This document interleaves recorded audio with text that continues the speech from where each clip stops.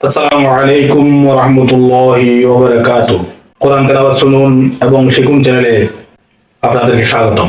সম্মানিত দর্শক, প্রতিদিন ধারাবাহিকভাবে পবিত্র কোরআন করিম তেলাওয়াত শুনতে চাইলে এবং বিভিন্ন ধরনের ইসলামিক মাসালা মাসাইল, দোয়া দরুদ, মিলাদ, কিয়াম, কালিমা, নামাজ, রোজা, হজ, যাকাত ইত্যাদি সম্পর্কে মাসালা মাসাইল সম্পর্কে ভিডিও পেতে চাইলে আমাদের চ্যানেলে যুক্ত থাকুন, আমাদের ভিডিও দেখুন। যারা পবিত্র কোরআন করিম নিজে নিজে তেলাওয়াত করতে পারেন না, বিভিন্ন অসুবিধার কারণে তেলাওয়াত শিখতে পারেন নাই, তাদের জন্য আমাদের ভিডিও আমাদের চ্যানেলে প্লেলিস্টে নুরানি কায়দা, নুরানি শিক্ষার ভিডিও আছে। নুরানি কায়দা শিখুন, নুরানি শিক্ষা শিখুন, দেখুন। তারপরেও সুযোগ না হলে আমাদের তেলাওয়াত শুনুন, আমাদের সাথে সাথে বলুন। পড়তে পড়তে কোরআন তেলাওয়াতের ধারণা হয়ে যাবে ইনশাআল্লাহ। আমাদের ভিডিও ভালো লাগলে লাইক দিবেন, শেয়ার করবেন, কমেন্ট করবেন, বিভিন্ন বন্ধু বান্ধবকে শেয়ার করবেন। ইমো, হোয়াটসঅ্যাপ, ফেসবুক, ইনস্টাগ্রাম, বিভিন্ন অনলাইন মিডিয়াতে শেয়ার করে আপনিও সওয়াবের অংশীদার হবেন। এবং সর্বশেষ, আমাদের ভিডিও প্রতিদিন পেতে চাইলে আমাদের চ্যানেলটি সাবস্ক্রাইব করে রাখুন। সম্মানিত দর্শক, চলছে পবিত্র রমজান মাস, মাহে রমজান। এই রমজান মাসের অনেক গুরুত্বপূর্ণ ফজিলত সম্পর্কে আমরা আজকে আলোচনা করব। রোজার বর্ণনা, রোজা কাদের উপর ফরজ, রোজা ভঙ্গের কারণ, কি কি গুরুত্বপূর্ণ বিশেষ কারণে রোজা ভাঙ্গা যায় এবং রোজার কাফারা ইত্যাদি সম্পর্কে আলোচনা করব। আসুন প্রথমে রমজান মাসের ফজিলত সম্পর্কে আলোচনা করি। আরবি বছরের নবম মাস হলো রমজান মাস। পবিত্র রোজা রাখার কারণে এই মাসে এত অধিক গুনাহ মাফ হয় যা অন্য কোনো মাসে হয় না। এ মাসের প্রতিটি মুহূর্তই ফজিলতপূর্ণ। হাদিস শরীফে বর্ণিত আছে, যে ব্যক্তি পূর্ণ বিশ্বাস ও আল্লাহর সন্তুষ্টি লাভের আশায় রমজান মাসে রোজা রাখে, সে ব্যক্তি গুনাহ হতে এমন নিষ্পাপ হয়ে যায় যেমন মাতৃগর্ভ হতে ভূমিষ্ঠ হবার দিন নিষ্পাপ ছিল। রাসূল করিম সাল্লাল্লাহু আলাইহি সাল্লাম বলেছেন, রোজাদারের জন্য সমুদয় পশু পাখি, কীট পতঙ্গ, ফেরেশতা মণ্ডলী, তরুলতা এবং পৃথিবীর সমস্ত প্রাণী মাগফিরাত কামনা করে।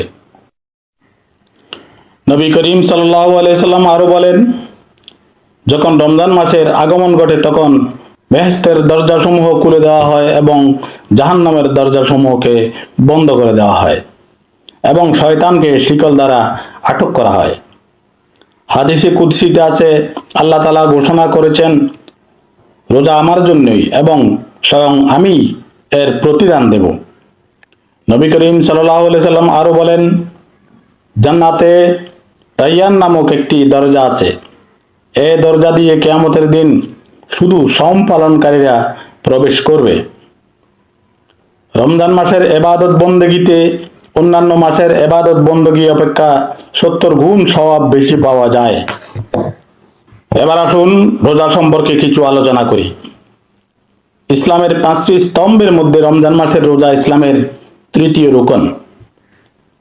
পবিত্র কোরআনে ইরশাদ হয়েছে, হে মুমিন বান্দাগণ, তোমাদের উপর রোজা ফরজ করা হয়েছে যেরূপ তোমাদের পূর্ববর্তী লোকদের উপর ফরজ করা হয়েছিল, যেন তোমরা প্রকৃত পরহেজগার হতে পারো। রোজা মানুষকে পাপ কাজ হতে বিরত রাখে। রোজার মাধ্যমে আল্লাহর সন্তুষ্টি অর্জন করা যায়। রোজাদারের মন পবিত্র থাকে এবং তাতে পুরো মাত্রায় আল্লাহর জিকির ধ্বনিত হতে থাকে। রোজাদারের রুজি আল্লাহ বৃদ্ধি করে দেন। রোজাদার ব্যক্তির প্রার্থনা অবশ্যই কবুল করা হয়। রোজাদারের ধন সম্পদ বৃদ্ধি পায় এবং রোজাদারের খাওয়া দাওয়া, কাজকর্ম সবকিছুই ইবাদতের মধ্যে পরিগণিত হয়। রোজা কুমন্ত্রণা দাতা রূহের শক্তিকে খর্ব করে। আসমান জমিনের সমস্ত ফেরেশতা রোজাদারের জন্য দোয়া করে। রোজাদারের জন্য প্রত্যেক দিন নতুন করে বেহেশতকে সজ্জিত করা হয়। রোজাদারের মুখের দুর্গন্ধ আল্লাহর নিকট মেশকের গন্ধের চাইতেও অধিক প্রিয়।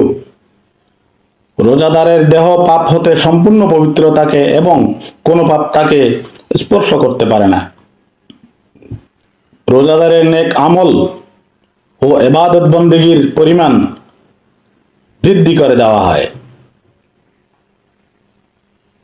রোজাদারের প্রতি আল্লাহর রহমতের পরিমাণ অত্যধিক বৃদ্ধি পায়।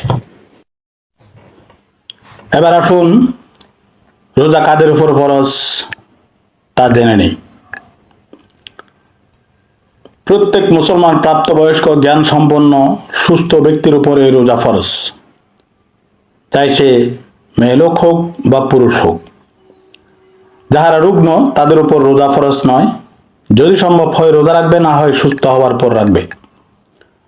মুসাফিরের উপর রোজা ফরজ নয়, তবে সফর হতে ফিরবার পর রোজা কাজা রাখতে হবে। একেবারে বৃদ্ধ বৃদ্ধা যারা রোজা রাখতে অসমর্থ তাদের রোজার পরিবর্তে কাফারা প্রদান করতে হবে। এবার আসুন রোজা ভঙ্গের কারণসমূহ জেনে নিই। 1 নম্বর, ইচ্ছাকৃতভাবে খাবার খেলে রোজা ভঙ্গ হয়ে যায়। 2 নম্বরে, ইচ্ছাকৃত ঔষধ সেবন করলে রোজা ভঙ্গ হয়ে যায়। 3 নম্বরে, ইচ্ছাকৃত সহবাস করলে বা করালে রোজা ভঙ্গ হয়ে যায়। 4 নম্বরে, কুলি করার সময় হলকের নিচে পানি চলে গেলে রোজা ভঙ্গ হয়ে যায়। 5 নম্বরে, ইচ্ছাকৃত মুখ ভরে বমি করলে রোজা ভঙ্গ হয়ে যায়। 6 নম্বরে, সিঙ্গা লাগাবার পর রোজা নষ্ট হয়েছে মনে করে খাবার খেলে রোজা ভঙ্গ হয়ে যায়। 7 নম্বরে, রোজা রাখা অবস্থায় ভুলবশত কানা খেলে রোজা ভঙ্গ হয় না। অর্থাৎ আমরা এখন জানতে পারলাম যে 6টি কারণে রোজা ভঙ্গ হয়ে যায়। এবার আসুন আমরা জেনে নিই কি কি বিশেষ কারণে রোজা ভাঙ্গা জায়েজ আছে সেই ব্যাপারে আলোচনা করি। হঠাৎ মারাত্মক রোগে আক্রান্ত হলে যে কিছু না খেয়ে বা ঔষধ সেবন না করলে রোগ বৃদ্ধি পাবে।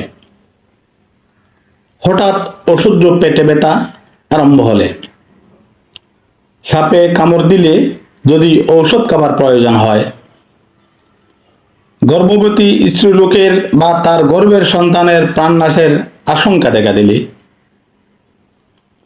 এত বেশি পিপাসা লেগেছে যে প্রাণনাশের ভয় আছে, সফরের অবস্থায় রোজা রাখতে অসুবিধা হলে, অতি বেশি দুর্বল হয়ে গেলে, এ সমস্ত কারণে রোজা ভাঙ্গা জায়েজ আছে। এবার আসুন রোজার কাফারা সম্পর্কে আলোচনা করি।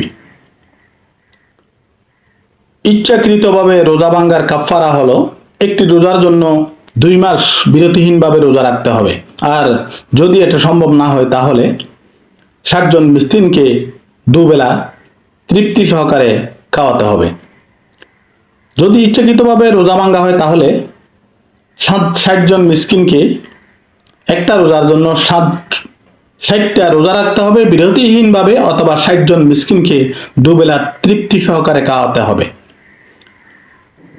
এবার আসুন অতি বৃদ্ধা যারা তারা রোজা রাখতে সমর্থ হলে তা রাখবে, না হয় প্রতিদিন একজন মিসকিনকে খাদ্য খাওয়াবে। যাহারা গর্ভবতী ও দুগ্ধদানকারিণী স্ত্রীলোকগণ যদি সন্তানের ক্ষতির আশঙ্কা বোধ করে, তবে তারাও তাদের রোজার পরিবর্তে প্রতিদিন একজন মিসকিনকে খাদ্য খাওয়াবে। ধন্যবাদ।